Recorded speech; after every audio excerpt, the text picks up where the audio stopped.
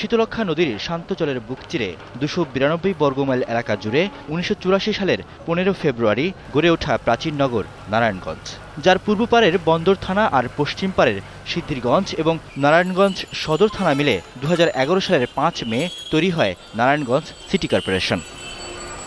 চারদিকে ছড়িয়ে থাকা প্রাচীনতম ঐতিহ্যের ধারক এই বন্দরনগরী দেশের অর্থনীতিতে নানাভাবে অবদান রেখে চললেও এখানকার উন্নয়ন নিয়ে এই জেলার মানুষের রয়েছে নানা অভিযোগ। নতুন মেয়র নগরবাসীর সেই স্বপ্ন বাস্তবায়ন করবে এমন আশা তাদের। সুষ্ঠু একটা নির্বাচন, যাতে আমরা আমাদের ভোট, আমাদের নির্বাচিত প্রার্থীরা আমরা সঠিকভাবে প্রয়োগ করতে পারি, এই সুযোগটা যাতে আমাদের থাকে। শীতলক্ষ্যা একটা ব্রিজ দরকার। সবাই তো আশা দেয়, কেউ তো আশা পূরণ করে না।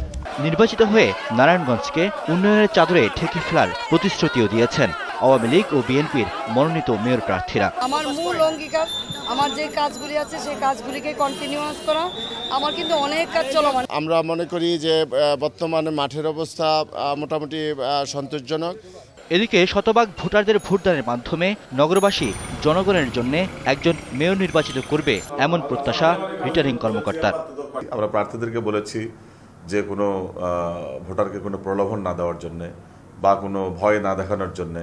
একই সঙ্গে আমরা এই কথাটি আমরা বলেছি ভোটারদেরকেও যে আপনাদের যে সর্বোচ্চ নাগরিক অধিকার, সেটি কোনো প্রলোভনের বিনিময়ে দেবেন না। সুষ্ঠু নির্বাচন নিশ্চিত করার মতো পর্যাপ্ত আইন শৃঙ্খলা বাহিনীর সদস্য রয়েছে বলেও জানান তিনি। রাজনীতি, অর্থনীতি কখনো নিন্দিত আবার কখনো নন্দিত এই নারায়ণগঞ্জ। আসন্ন সিটি কর্পোরেশন নির্বাচনে সেই নগরের কে হবে পরবর্তী নগর কাণ্ডারি, তা নিয়ে চলছে ভোটের হিসেব নিকেশ, চলছে নানা সমীকরণ। তবে চূড়ান্ত ফলাফলের জন্য অপেক্ষা করতে হবে আরও একটি দিন।